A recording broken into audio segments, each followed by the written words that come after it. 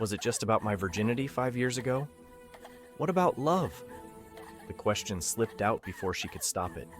Do you love me, Min-jun? Or do you just love the idea of me, the girl who foolishly and naively gave herself to you 5 years ago? He was quiet for a long moment. Then, I don't know if what I feel is love. I don't know if I'm even capable of love in the way normal people are. But I know that you're the only person who's ever made me want to be better. The only person who's ever made me feel anything besides anger or emptiness. I know that I'd burn down the entire world to keep you safe. I know that the thought of you with someone else makes me want to commit murder. And I know that I haven't been able to forget you in 5 years, no matter how hard I tried. If that's not love, it's the closest thing to it I'll ever feel. Welcome back to Under the Soul Sky. If you missed episode 1, go watch it now, because this episode will blow your mind. And don't forget to hit that subscribe button and turn on notifications. You do not want to miss what happens next. Comment below telling me where you're watching from and whether you believe Min-jun or not. Now, let's dive into the chaos. Aria's hands shook as she stared at her reflection in the mirror. The white dress she wore suddenly felt like a shroud. Below, in the garden, Min-jun waited. The man who claimed to love her. The man who might have been using her all along. Her father worked in military intelligence. She'd never told Min-jun that. So how did the caller know? How did they know about that night 5 years ago unless it had all been planned? She looked down at her phone again, at the blank screen that had delivered her worst nightmare. Then, with trembling fingers, she typed a message to a number she'd memorized but never called. Her father's emergency contact. Dad, I need to know something. 5 years ago, were you working on anything involving Korean organized crime? Specifically, the Park family? Please, it's urgent. She hit send and watched the message deliver. Then she took a deep breath, lifted her chin, and walked out of the room. If Min-jun Park had been playing her, she would find out. Right now. The garden was beautiful in a haunting way. White roses lined the aisle, their petals perfect and bloodless. Min-jun stood at the end of the path, his back to her, hands in his pockets. He wore a black suit that fit him like sin, his shoulders broad and tense. He turned when he heard her footsteps, and the look on his face, raw, vulnerable, almost hopeful, made her heart clench. Aria, he said softly. You look. We need to talk, she interrupted, her voice cold. Before this goes any further, before I sign anything or promise anything, I need the truth. His expression shifted, closing off. What truth? Did you know who I was that night? 5 years ago at the club? Did you know who my father was? The silence that followed was deafening. Min-jun's jaw tightened. Around them, his men shifted uncomfortably, sensing the tension. Young-soo, his lieutenant, took a step forward, but Min-jun raised a hand, stopping him. Everyone leave, Min-jun commanded. Now! Boss! Young-soo started. Now! The guards dispersed, melting into the mansion until they were alone. The garden felt enormous and suffocating all at once. Min-jun turned back to Aria, and the look in his eyes was something between resignation and rage. Who told you? It doesn't matter, Aria said, her voice breaking. Just answer the question. Did you know? He was quiet for so long she thought he wouldn't answer. Then finally, yes. The word hit her like a bullet. Yes, he repeated, his voice rough. I knew who your father was. I knew he worked in military intelligence. I knew he had access to classified information about international crime syndicates, including mine. Aria's legs nearly gave out. So it was all a lie. Everything. That night, the things you said, the way you touched me, it was all part of some mission? It started that way, Min-jun said quietly. Yes, she laughed, a broken, bitter sound. Oh my God, you're actually admitting it. Let me finish. Finish what? she shouted, tears streaming down her face. You already told me everything I need to know. I was a job, a target. You took my virginity as part of some twisted operation. It wasn't like that. Min-jun's voice cracked with something raw and desperate. He closed the distance between them in 3 strides, grabbing her arms. Listen to me. Yes, my father sent me to that club that night. Yes, he told me to find you, get close to you, seduce you if necessary. The plan was to use you as leverage against your father, to get information or to blackmail him if needed. Let go of me, Aria whispered, but he didn't. But the moment I saw you, Min-jun continued, his grip tightening. The moment you walked up to me with that nervous smile, something changed. You weren't supposed to talk to me. You weren't supposed to be funny or real or... His voice broke. You weren't supposed to make me feel anything. Stop! I tried to send you away, he said fiercely. Don't you remember? I told you to leave. I told you I wasn't a good man.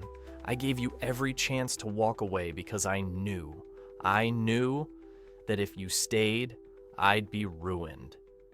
Aria stared at him, her chest heaving. You're lying.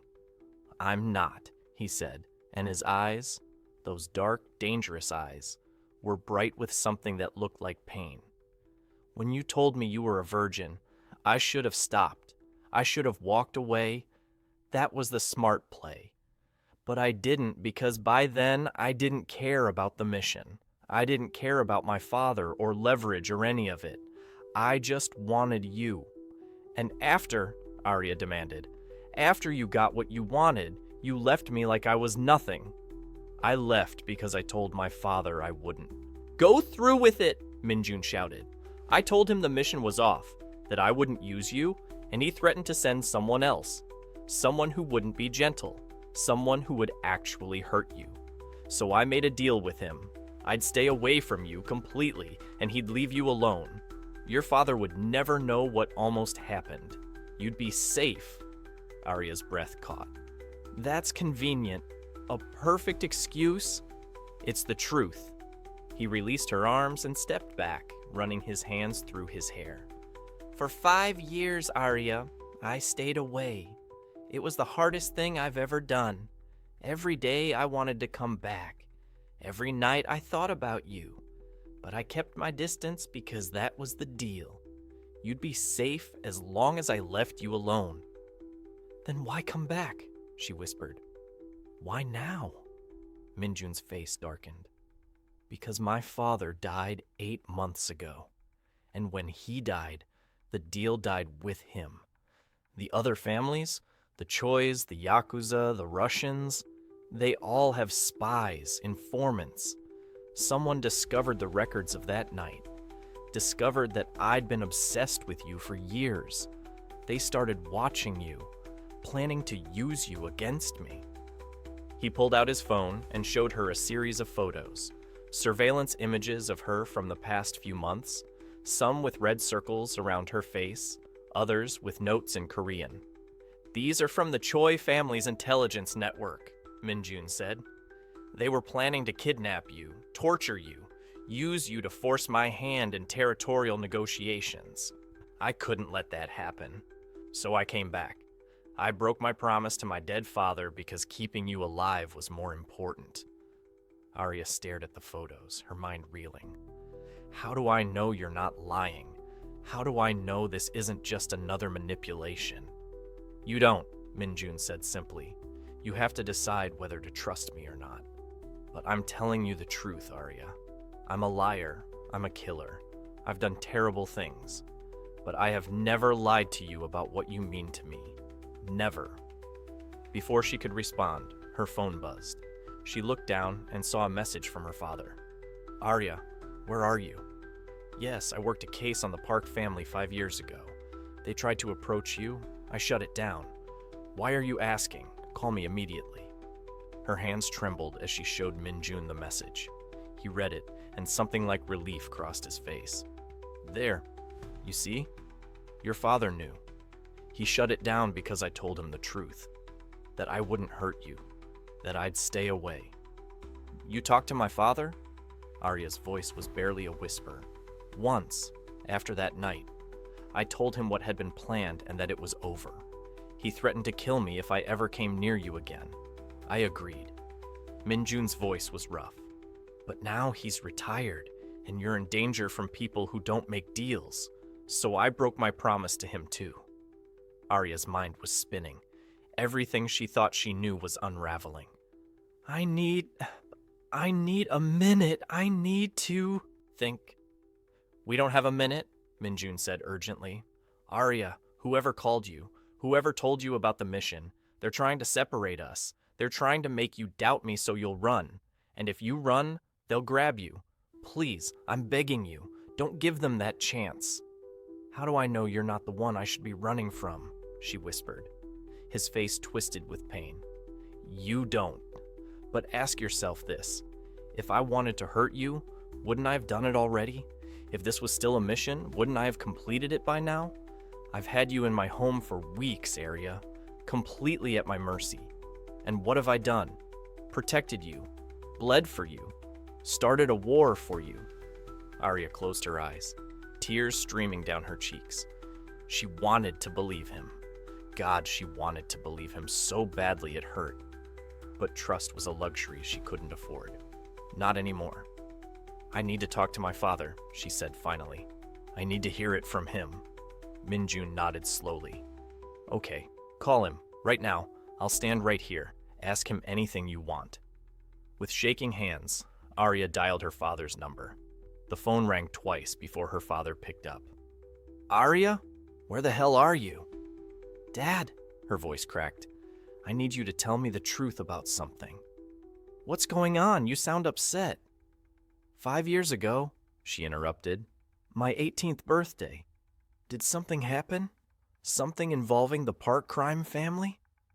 There was a long silence on the other end. Then her father's voice came back, hard and cold. Who told you about that? Just answer the question, please. Another pause, then, yes. A member of the Park family was sent to approach you, to get close to you because of my work. But I handled it. He backed off. You were never in danger. Who was it, Dad? What was his name? Aria, why are you asking? What was his name? She shouted. Her father sighed heavily.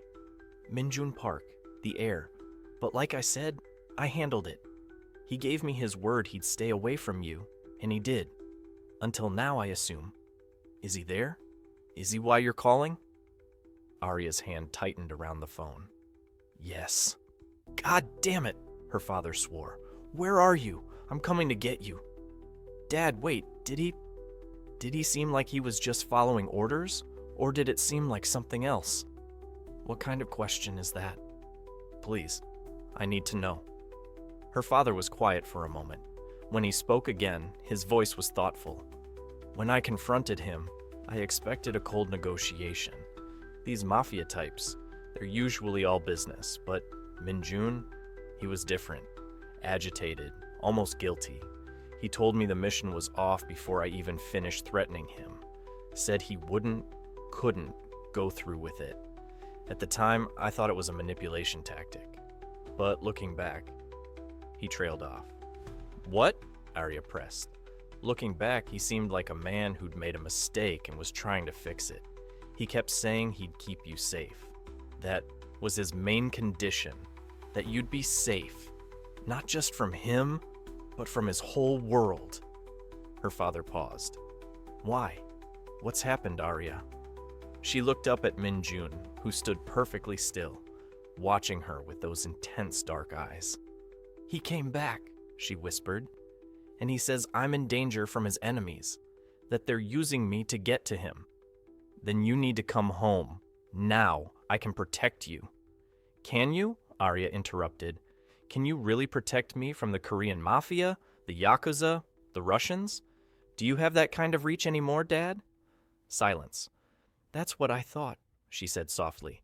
I love you. I'll call you soon. Aria, don't hang up. She ended the call and looked at Min-jun. My father confirmed your story. I know, he said quietly, but that doesn't mean I trust you.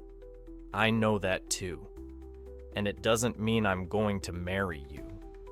Something flickered in his eyes. Disappointment, maybe, or hurt. But he nodded. What do you want, Aria? Tell me. Whatever it is, if it's in my power, I'll give it to you. She thought for a moment, then said, I want full transparency. No more secrets. No more protecting me by keeping me in the dark. If we're going to do this, if I'm going to stay in your world, then I need to know everything. Every plan, every threat, every move you make. I'm not a pawn, Min-jun. Not anymore. He studied her for a long moment, then nodded slowly. Okay, full transparency. Starting now. Starting now, she agreed. Then you should know, he said, his voice dropping, that the person who called you earlier, I think I know who it was. Aria's stomach clenched. Who? Hana's younger brother, Ji-woo Choi. He wasn't at the dinner. He was in Seoul on business. But he's back now, and he's been making moves to avenge his sister. Hana's alive? Aria's voice rose. You told me she was arrested. She was, Min-jun said grimly. But the Choi family has connections. They posted her bail 3 days ago. She's been released pending trial. And you didn't think to tell me this? Aria shouted. I was trying not to worry you. That's exactly what I'm talking about. She jabbed a finger at his chest. No more protecting me from information. If Hana's out there, if her family is coming after me, I need to know. You're right, Min-jun said, catching her hand and holding it against his chest. You're absolutely right. I'm sorry, old habits, but I'll do better, I promise. Aria tried to pull her hand away, but his grip was firm. She could feel his heartbeat under her palm, strong, steady, real. What else? She demanded. What else haven't you told me? Min-jun's jaw tightened. Ji-woo isn't just coming after me, he's been building alliances. The Yakuza, some Russian bratva, even some of the smaller Korean gangs that resent my family's power. He's building an army, Aria, and you're the perfect target. Kill you, and he hurts me. Kill you publicly, and he sends a message to everyone else that I'm weak, that I can be touched. Fear lanced through her, but she forced herself to stay calm. So, what's your plan? Marry you, he said simply. Make it official. Once you're my wife, killing you becomes a declaration of war against the entire Park family, not just me. It raises the stakes too high. Even Ji-woo isn't that reckless. And if I don't marry you, his eyes darkened, then I keep you here, hidden, protected, for the rest of your life if necessary. Because I'm not letting them have you, Aria. I don't care if you hate me for it. I don't care if you never forgive me, but you will be alive. That's not a life, she whispered. It's better than death. They stood there, locked in a silent battle of wills. Then Aria said quietly, what if there was another option? What option? What if we go public? Not with a marriage, but with the truth. Tell everyone, the other families, the authorities, the media, tell them everything. About me, about the mission, about your father's orders. Expose it all. Then I'm not a secret weakness anymore. I'm just a person. No leverage value. Min-jun shook his head. That won't work. It'll make you more of a target, not less. Revenge doesn't need leverage. Hatred is enough. Then what do we do? Aria asked, frustration and fear warring in her voice. How do we end this? We don't end it, Min-jun said grimly. We win it. We take out the Choi family completely. Ji-woo, his father, everyone who's coming after you. We eliminate the threat. You mean kill them? Yes. Aria pulled her hand from his chest and stepped back. I can't be part of that. I can't be responsible for people dying. They're already dying! Min-jun's voice rose. This is war, Aria. Do you think Ji-woo is going to stop because you're nice? Because you don't want blood on your hands? He'll kill you and everyone you love without hesitation. Your father, your friends, anyone who matters to you. This isn't a debate or a negotiation. This is survival. Then maybe I should just leave, Aria said, her voice breaking. Maybe I should disappear. Change my name, move somewhere far away. They'll find you, Min-jun said flatly. I found you, didn't I? After 5 years of staying away, it took me less than a week to locate you when I decided to. What makes you think they can't do the same? So I'm trapped, she whispered. No matter what I choose, I'm trapped. Min-jun's expression softened. He reached out slowly, giving her time to pull away, and cupped her face in his hands. You're not trapped. You're protected. There's a difference. Is there? Tears spilled down her cheeks. Because it feels the same from where I'm standing. He leaned his forehead against hers, and his voice when he spoke was raw. I know this isn't fair. I know you didn't ask for any of this. But I'm giving you a choice I've never given anyone else. Say no, and I'll let you go. I'll give you money, new identity papers, a way to disappear completely. And I'll do everything in my power to lead them away from you. Aria's breath caught. You'd do that? You'd let me go? If that's what you truly want, yes. But you said, I know what I said, he interrupted. I know I said you're mine and I'd never let you go. But you were right earlier. You're not a possession, you're a person. And you deserve to make your own choice, even if it destroys me. She pulled back to look at him, searching his face for the lie, for the manipulation. But all she saw was sincerity and pain. If I stay, she said slowly, if I marry you, what happens then? Then you become my wife, my partner, my equal. You'll have access to everything, my resources, my power, my protection. You'll be the queen of my empire, Aria. Not a captive, not a pawn, a queen.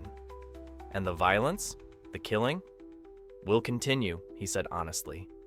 This is a violent world. I won't lie to you about that, but I'll keep it as far from you as possible. You don't have to be part of it. You can live whatever life you want within the safety of my protection. What about love? The question slipped out before she could stop it. Do you love me, Min-jun? Or do you just love the idea of me, the girl who got away? He was quiet for a long moment. Then, I don't know if what I feel is love. I don't know if I'm even capable of love in the way normal people are. But I know that you're the only person who's ever made me want to be better. The only person who's ever made me feel anything besides anger or emptiness. I know that I'd burn down the entire world to keep you safe. I know that the thought of you with someone else makes me want to commit murder. And I know that I haven't been able to forget you in 5 years, no matter how hard I tried. If that's not love, it's the closest thing to it I'll ever feel. Aria's heart clenched. It wasn't a pretty declaration. It wasn't romantic or poetic, but it was honest. And somehow, that meant more than any flowery speech ever could. I need time, she said finally. I need time to think about all of this. Really think, not just react. How much time? I don't know, a day, maybe 2. Min-jun nodded slowly. Okay, but you stay here, in the mansion, where I can protect you. Agreed? Agreed. He started to turn away, then stopped. Aria, earlier, you asked me if I love you. Can I ask you the same question? She met his eyes. I don't know, she admitted. Part of me hates you for what you've done, but another part of me, she trailed off. Another part of you? He prompted softly. Another part of me has never stopped being that 18-year-old girl who gave herself to you, she whispered. And that terrifies me more than anything else. Min-jun's eyes darkened with something intense and hungry. But all he said was, take your time. Think. I'll be here when you decide. Then he walked away, leaving her alone in the garden with white, roses, and impossible choices. That night, Aria couldn't sleep. She paced her room, her mind racing through everything Min-jun had told her. Everything her father had confirmed, everything she felt. She wanted to trust him. God, she wanted to believe that what he felt for her was real. But how could she? How could she trust a man who'd admitted to targeting her, to planning to use her? Even if his feelings had changed, even if he'd called off the mission, the foundation of their relationship was built on lies and manipulation. Could anything real grow from that?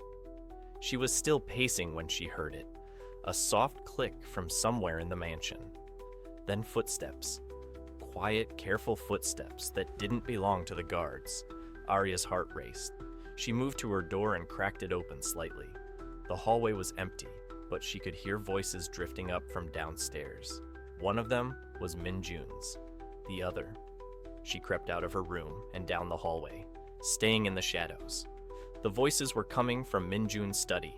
The door was slightly ajar, and she could see figures moving inside. "Telling you it's too risky," Min-jun was saying.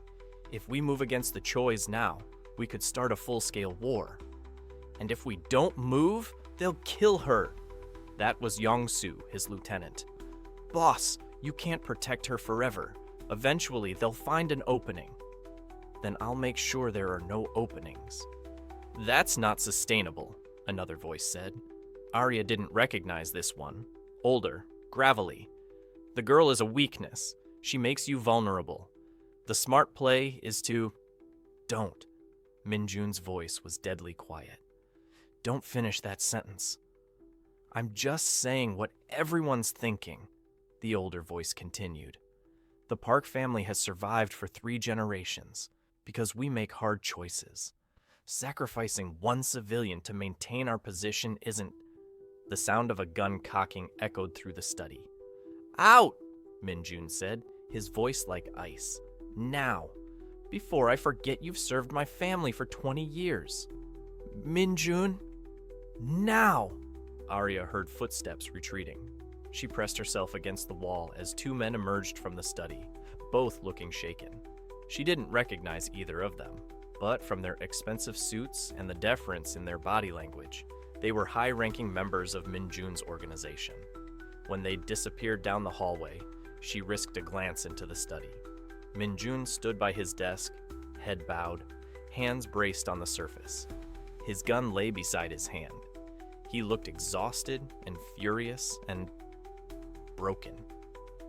"Are you going to keep hiding, or are you going to come in?" he said without looking up. Aria's breath caught. She stepped into the doorway. "How did you know?" "I always know when you're near," he said simply. He finally looked up, and his eyes were bloodshot. "How much did you hear?" "Enough," she said quietly. "Your people want you to get rid of me." "Some of them, yes." "Are you going?" "Too? What do you think?" His voice was raw. "I think," Aria said slowly, stepping into the room, "that you just threatened to kill a man who served your family for 20 years because he suggested it." "He suggested murdering you," Min-jun corrected coldly. "That's not a suggestion. That's a declaration of intent. And anyone who intends to hurt you is my enemy. I don't care who they are." She moved closer, studying his face. "You're really willing to tear apart your own organization for me?" "If necessary, yes." "That's insane." "Probably," he agreed. He straightened, and the movement made him wince. His shoulder, where he'd been shot saving her, was clearly still healing. "But sanity isn't one of my strengths." Aria found herself moving around the desk without consciously deciding to. She reached out and touched his wounded shoulder gently. He hissed, but didn't pull away. "Does it hurt?" she asked. "Yes." "Good." He laughed, a short, surprised sound. "Good?" "You took a bullet for me," she said, looking up at him. "You could have died. That was stupid and reckless and..." Her voice broke. "And it was the most terrifying moment of my life." Min-jun's hand came up to cover hers on his shoulder. "I told you. I'll protect you, even if it costs me everything." "Why?" she whispered. "Why me? Out of all the women in the world, why am I the one you can't let go?" He was quiet for a moment, thinking. Then, "Do you believe in fate, Aria?" "I don't know." "Do you?" "No," he said. "I believe in choice. I believe in consequence. But you, You feel like something I was always meant to find. Like the universe put you in that club 5 years ago, specifically to ruin me. And it worked. I don't want to ruin you, Aria said. Too late, he replied with a small, bitter smile. I was ruined the moment you smiled at me. She didn't know who moved first. Maybe they both did. But suddenly they were kissing. Desperate, hungry, 5 years of longing compressed into a single moment. His hands were in her hair, hers fisting in his shirt, pulling him closer even though every logical part of her brain was screaming to stop. This is a mistake, she gasped against his mouth. I know, he breathed, kissing down her neck. We shouldn't. I know.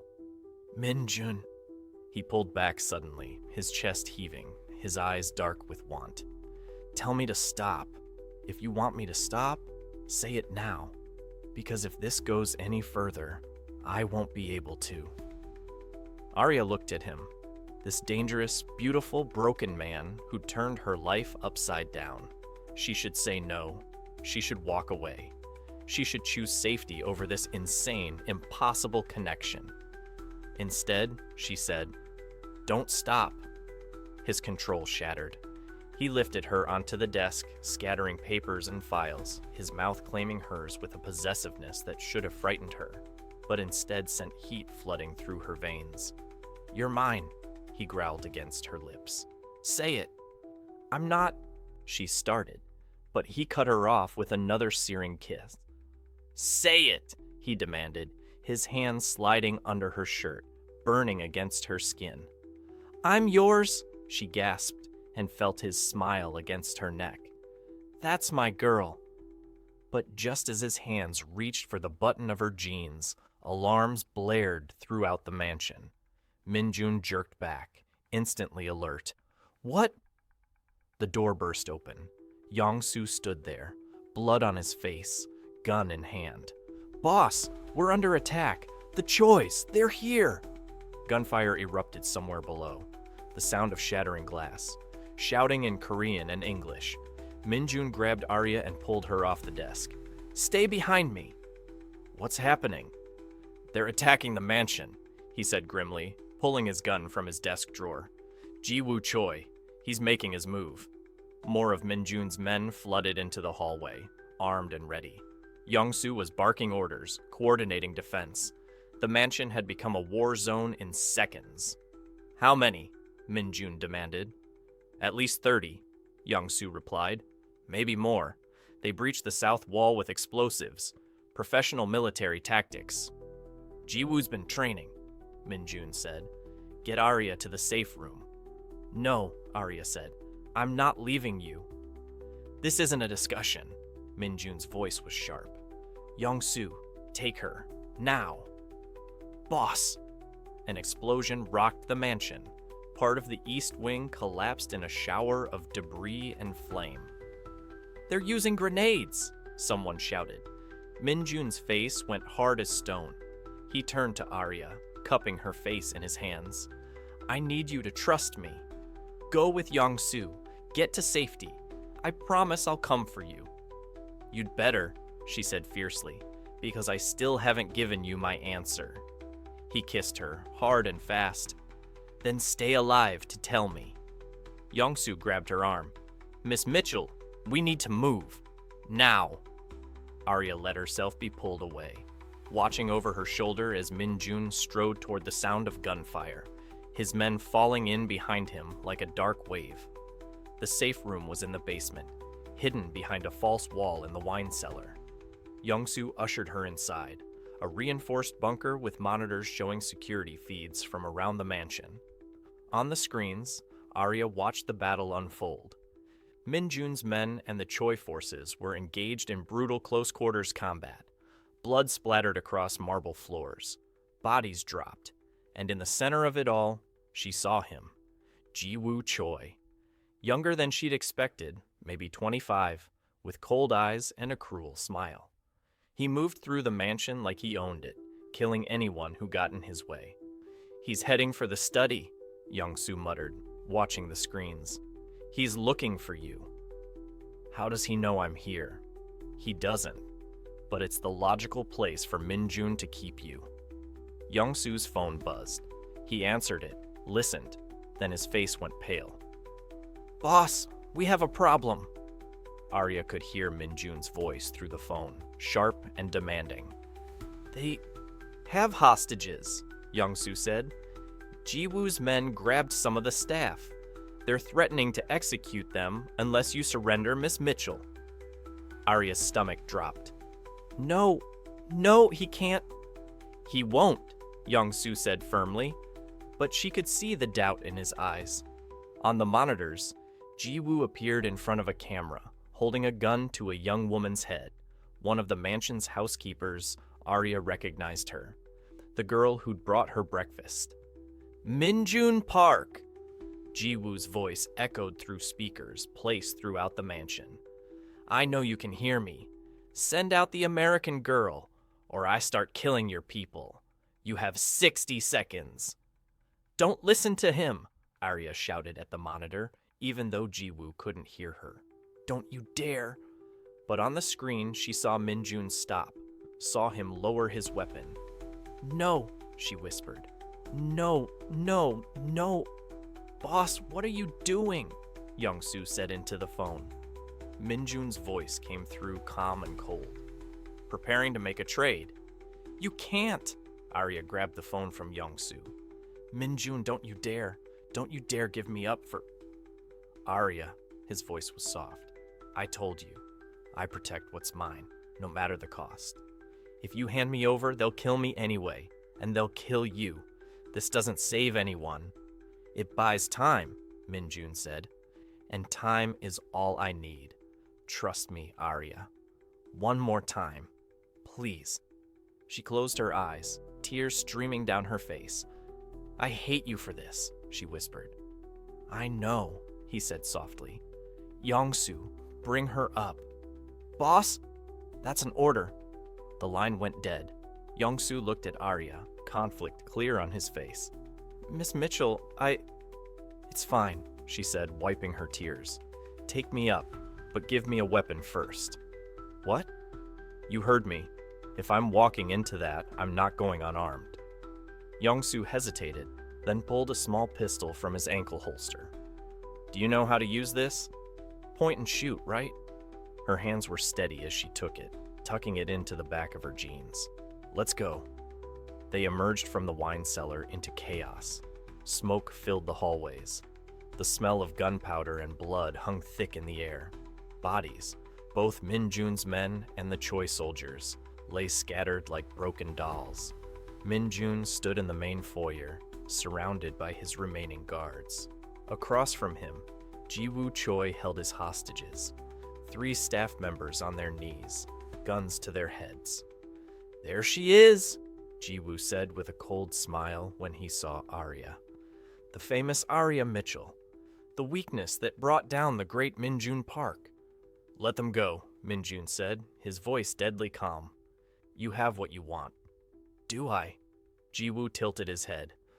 "Because what I want is to watch you suffer the way my sister suffered.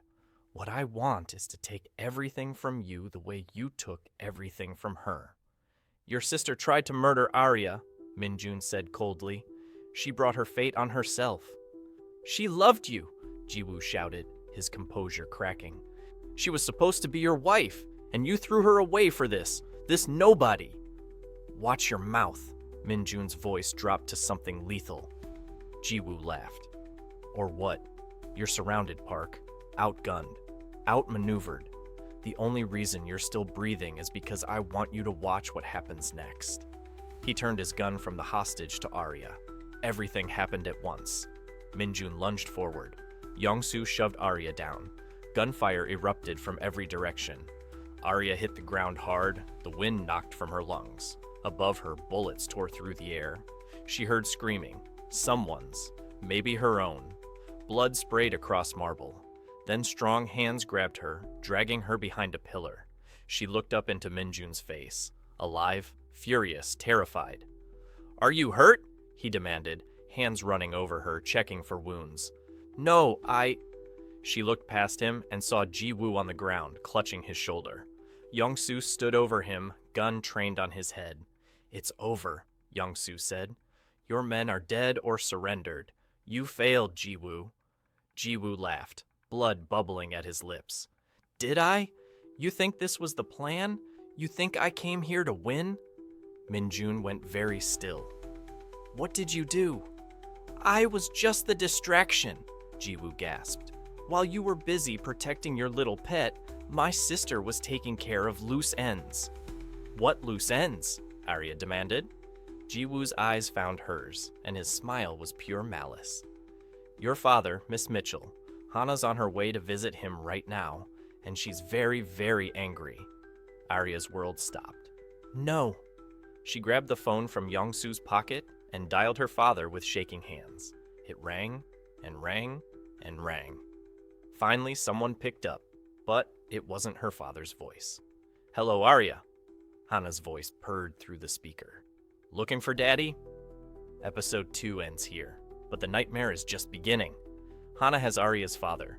Ji-woo's attack was just a diversion, and now Aria must make an impossible choice: her freedom or her father's life. Will Min-jun be able to save them both? Or will Aria lose everything?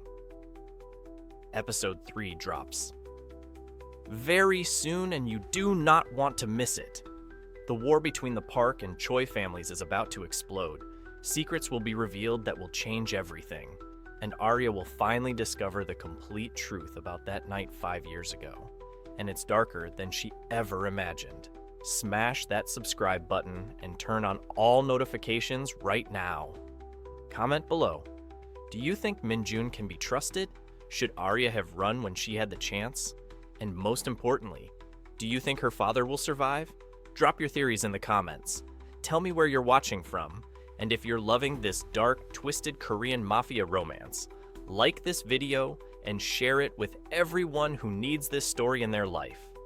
The body count is rising, the lies are unraveling, and Aria Mitchell is about to learn that in Min-jun Park's world, love and death are two sides of the same blood-soaked coin. This is Under the Soul Sky, and the war has only just begun. See you in episode 3. If you can handle what's coming next, don't forget to subscribe and turn on your notification bell to be the first to know when episode 3 drops.